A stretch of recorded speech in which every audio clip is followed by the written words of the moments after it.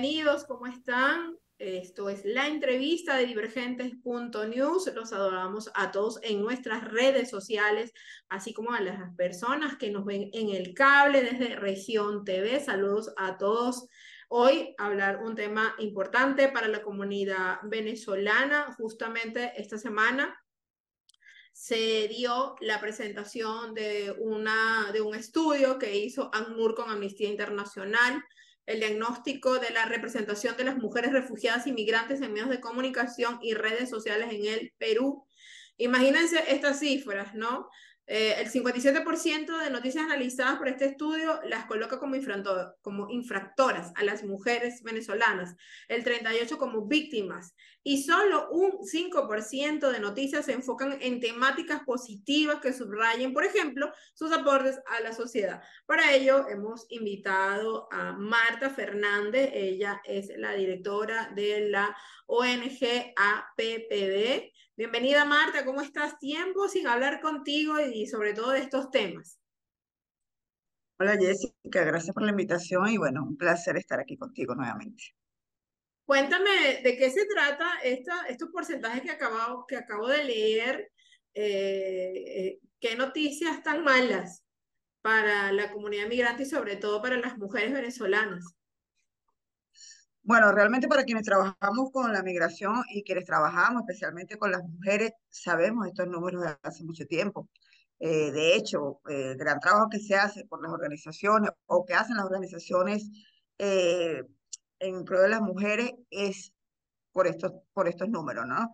Ya lo percibimos desde hace mucho tiempo, sabemos que la mujer venezolana tiene, por ejemplo, un acoso callejero, un acoso laboral por encima de lo que tiene la mujer peruana, pero era necesario llevarlo a los números, era necesario llevarlo a una estadística, a un informe, para poder presentárselo a los medios de comunicación, para poder presentárselo a las instituciones peruanas. Para nosotros es muy importante este paso porque obviamente demuestra lo que venimos sintiendo de la mayoría de las mujeres migrantes que hacemos vida en este país. Así que bueno, nada, un gran trabajo que ha hecho Amnistía y ANUR para llevar este informe y sobre todo para demostrarlo y presentárselo a las instituciones que necesitan conocer también y la misma población peruana necesita saber también lo que vive una mujer migrante y refugiada en el país. Estábamos leyendo parte de este informe y veíamos cosas que nosotros sabemos. Dice, en el ideario de las peruanas y de los peruanos, las mujeres refugiadas y migrantes venezolanas obtienen oportunidades de trabajo por su apariencia física. Qué injusticia con los que somos profesionales. Así es.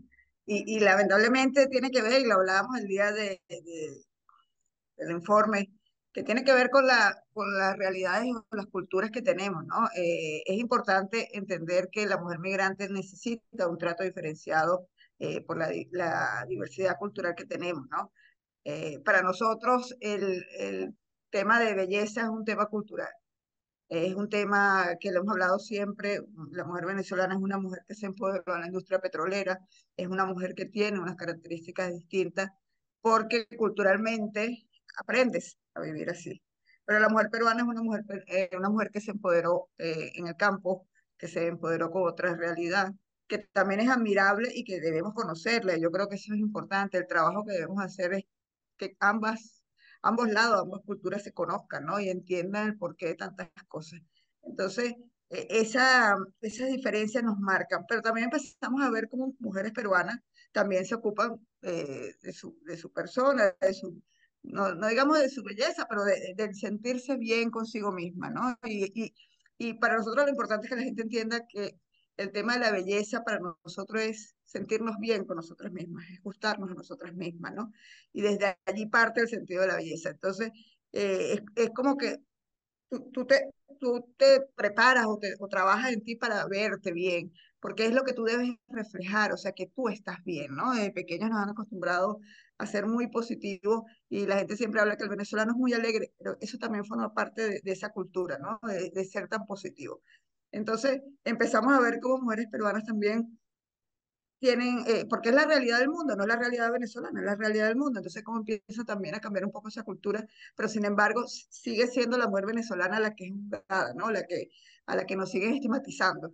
Y Entonces es sobre difícil. todo, Marta, lo que pasa es que en las redes sociales y de los medios de comunicación también se ha hecho un trabajo de hipersexualización en pantalla que vemos siempre, o sea, es lo que se destaca, ¿no? Ha habido allí también una especie mala interpretación y por ende una mala difusión de la mujer venezolana, ¿no? Entonces, como resultado, una hipersexualización, ni siquiera una sexualización, sino una hiper, o sea, va más allá, ¿no?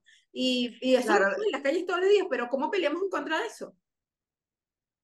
mira, es difícil, sobre todo cuando tú hablas en algún espacio de la hipersexualidad. Nosotros sabemos, como lo dices tú, que la mujer venezolana está hipersexualizada, pero cuando tú nombras esa palabra, lo primero que te dicen que esa palabra solo se refiere a temas con niños, la hipersexualidad que se le da a los niños en diferentes contextos. Pero no, nosotros sabemos que la mujer venezolana está hipersexualizada en la región, no solamente en el país, sino en toda la región, ¿no? Y que, como hemos visto en otros informes, ha sido una mujer que prácticamente ahorita está desmerecedora de protección.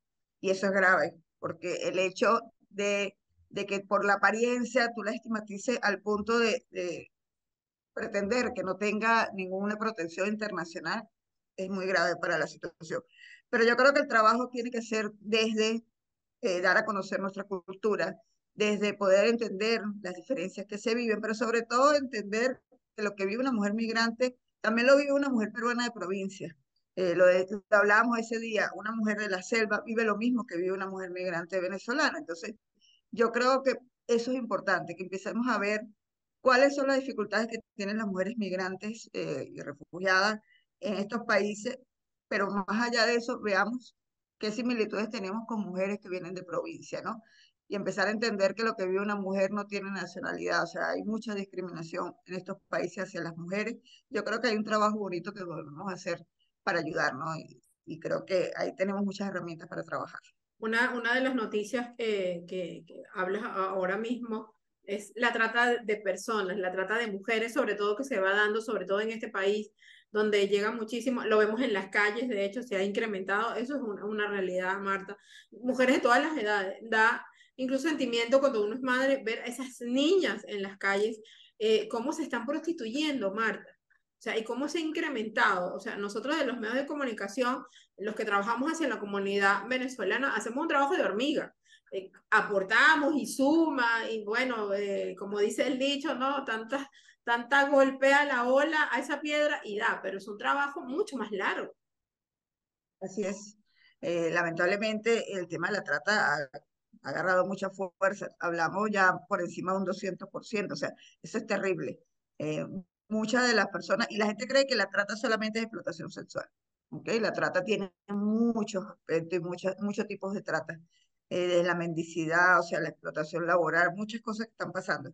Pero vemos hasta los anuncios de Facebook, de las redes, donde buscan mujeres, no importa la edad, o sea, ya hemos ido superando esa barrera de que solamente la trata era hacia las mujeres más jóvenes. No, ahorita lamentablemente están en riesgo todas las mujeres migrantes, migrantes y refugiadas venezolanas, pero también de la región. Ahorita hay un gran movimiento de ecuatorianos que están saliendo de su país por la situación política. Entonces, ahorita por lo menos hacia el norte, hacia el Darién, hemos visto cómo se ha incrementado la trata de mujeres venezolanas y ecuatorianas. ¿Ok?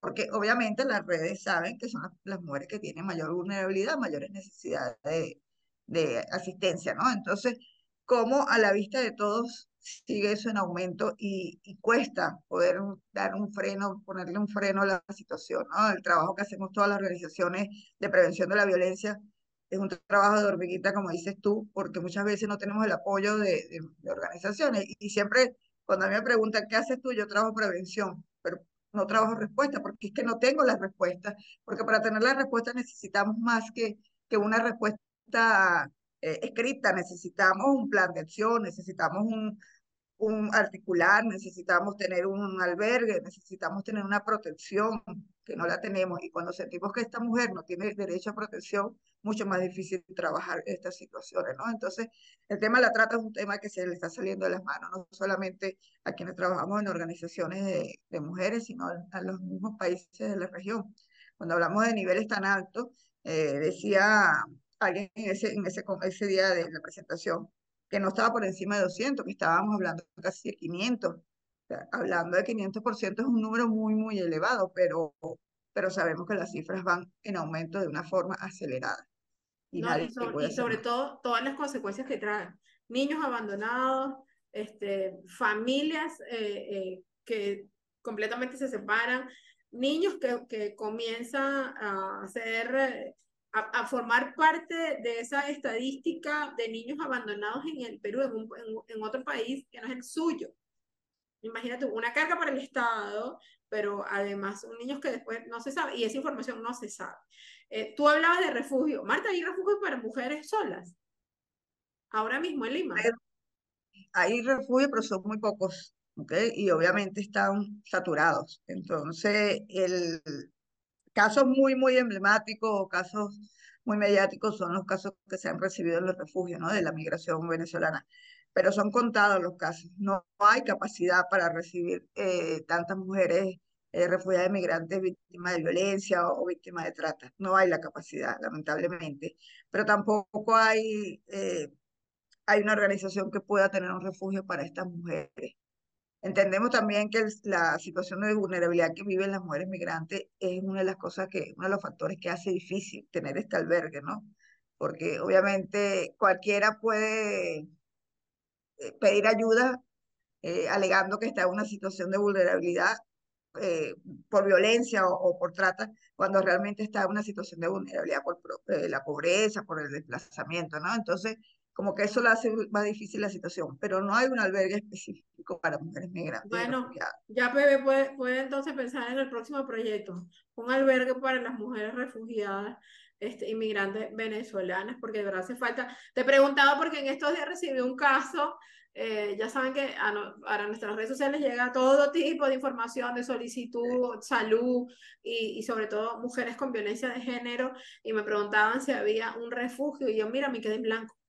No supe decirle, antes había uno muy cerca aquí en el Callao, por cierto, en San Miguel, y ya no está, ya no existe, No, ya la iglesia cerró y se fueron. O sea, y quedó allí la estructura y de verdad es es necesario. necesario. Marta, pero nos imaginamos que de la misma manera también hubo propuestas y recomendaciones en este diagnóstico. Sí, obviamente las recomendaciones principales es crear campañas eh, para, obviamente, para revertir esta situación, porque, o estos números, sobre todo estas estadísticas que se dieron a conocer allí, ¿no? eh, Más historias positivas. Pero yo creo que aparte de eso debemos trabajar, y como te decía al comienzo, debemos trabajar en visibilizar los problemas que tienen las mujeres de provincia. Yo creo que por allí sería una buena estrategia para comenzar a trabajar, porque permitiría ver que los problemas que tienen las mujeres migrantes y refugiadas son similares a los problemas que tienen las mujeres migrantes internas. Y yo creo que eso nos daría un poco más de empatía, ¿no? Y mejoraría mucho la situación de la mujer migrante y refugiada en el país. Me parece que por allí podemos comenzar. Obviamente, esto también podría ser en el marco de una campaña comunicacional, en el marco de hacer ese trabajo, ¿no? Que se le está pidiendo. Pero también se habló de llevar esta información a las instituciones del Estado para que conozcan la realidad que viven las mujeres. Se habló también de seguir trabajando en el enfoque de género, en todos los acuerdos que hay, eh, que se exija más el enfoque de género, sobre todo en los protocolos de actuación que hay del Estado hacia la atención de mujeres refugiadas y migrantes, pero también que se hable un poco más de políticas para los derechos humanos de las personas migrantes, que creo que por ahí hay que también trabajar un poco. Estamos como sin derecho a nada, ¿no? Fuera de esta realidad y sobre todo quienes no están regular. Entonces, nada, el llamado es que la gente se termine de regularizar. Necesitamos que la gente pueda estar regular para que también pueda exigir sus derechos como personas humanas. Como decimos siempre, los derechos humanos son para las personas humanas y necesitamos que la gente se regularice, que la gente tenga un carnet, que la gente pueda estar identificada en este país para que también pueda acceder a derechos, ¿no? No solamente tener obligaciones, sino también tener derecho a salud, que es una de las cosas con las que venimos trabajando, y a protección. Ha salido desde APPB, Marta, a propósito tocas el tema de la regularización de las personas a estos lugares donde están las mujeres en las calles, aquí en Lima, hacer Perdón, no campañas te de entiendo. información quizás. Sí, bueno, todas las organizaciones vienen trabajando en ese proceso, ¿no? De llamar a la regularización, pero yo que he estado también viajando ahorita con temas de la diáspora, estuve recientemente en Argentina en un encuentro de lideresas de la diáspora nuevamente, y los problemas que tenemos aquí los tenemos en otros países, ¿no? Entonces, es, tenemos regularización, pero con un camino como que con un poco de barreras, ¿no? El hecho, por ejemplo, de que las personas que tengan CPP todavía no tengan claro cómo van a pasar a carnet de extranjería es grave, porque estamos hablando que al 10 de noviembre deberían estar todos regularizados, ¿no? Entonces, es contrarreloj y sobre todo cuando tenemos un mensaje presidencial muy, muy muy radical, ¿no? Y muy, digamos, directo hacia la migración, ¿no? Entonces, yo creo que hay mucho que hacer todavía. El Estado también debe de facilitar.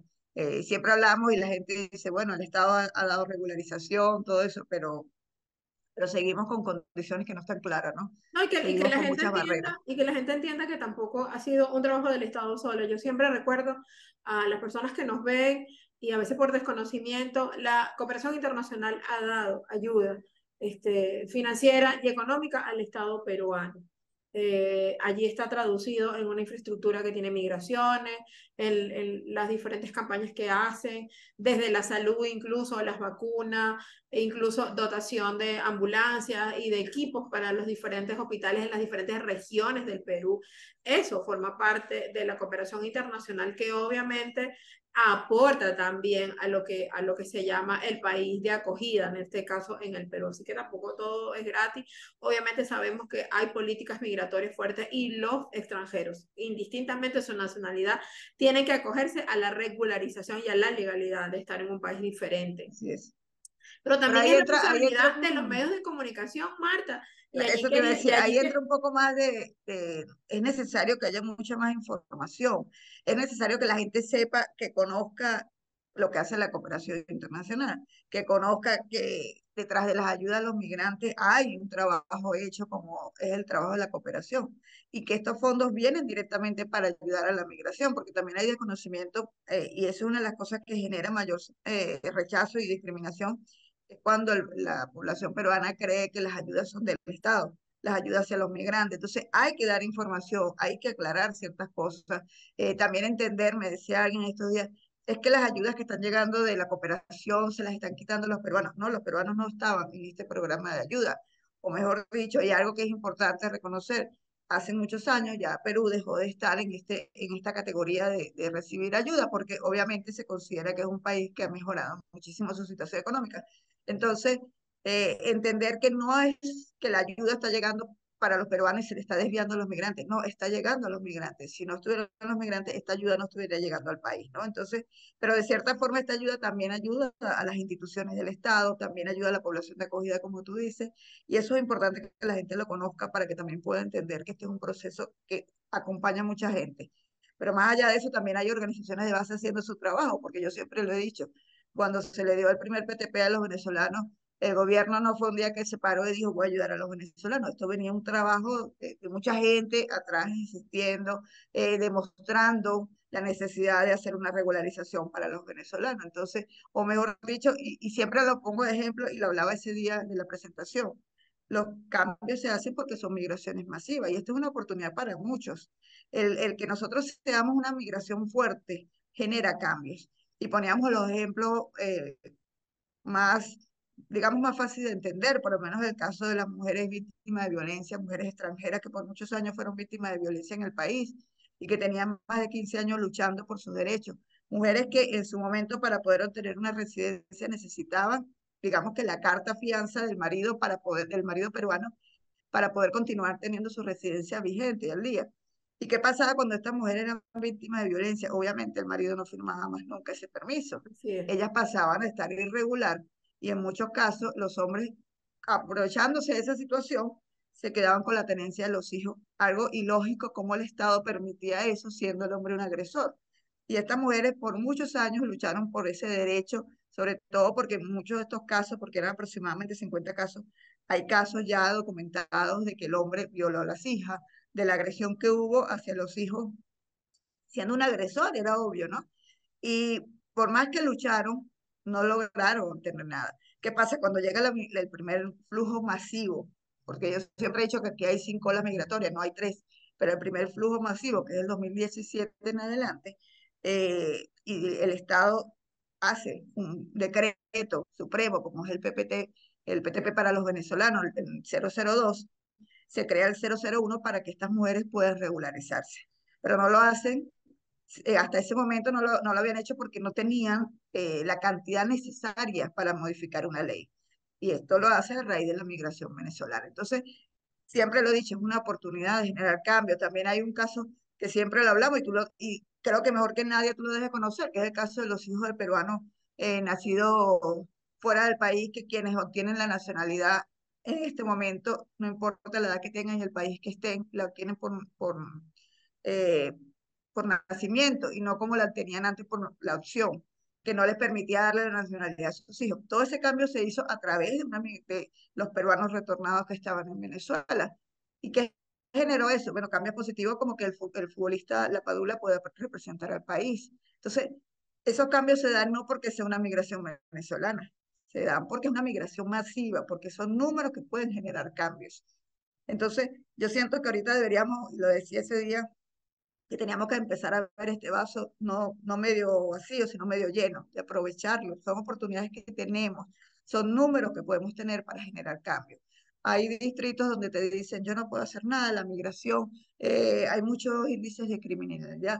Bueno, este es un momento para decir, bueno, que tengo una migración según, con muchos niveles de criminalidad, es un buen momento para pedir que en mi presupuesto se tome en cuenta mayor cantidad de recursos para fortalecer a la policía, para poner más cámaras de seguridad. Debemos entender que es el momento de tomar acciones.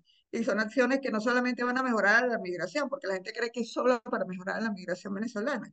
No, estas acciones van a mejorar a los migrantes Así es. internos, van a generar cambio. Nosotros trabajamos ahorita en un proyecto en San Martín de Porres y necesitamos mejorar el acceso a salud y a protección de todas las personas. Y el generarlo para la migración venezolana va a generar un cambio para todos los que viven en el distrito.